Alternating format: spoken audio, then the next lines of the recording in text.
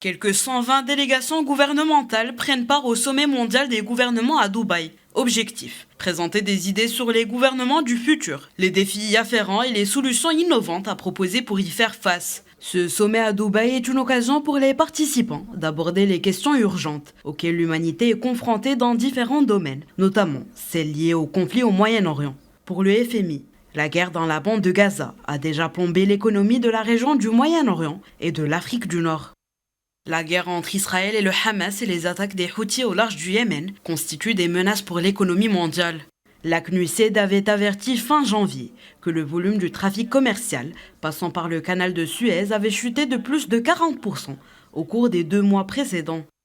Selon Ajay Banga, le président de la Banque mondiale, ce qui se passe à Gaza, mais aussi les défis de l'Ukraine et de la mer Rouge, figurent parmi les principaux défis à relever pour les perspectives économiques mondiales.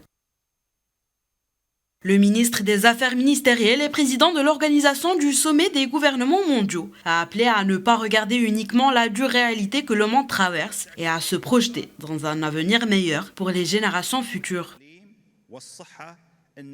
Le sommet est l'occasion de se pencher vers les vastes opportunités de croissance et de développement qui se présentent au monde d'aujourd'hui. 15 forums mondiaux aborderont l'élaboration de stratégies et de plans dans les domaines stratégiques pour l'humanité, notamment les secteurs de la santé et des services gouvernementaux, l'administration gouvernementale arabe, l'échange des expériences, les transports, les finances publiques des pays arabes, l'éducation, l'espace, l'industrie et les technologies de pointe.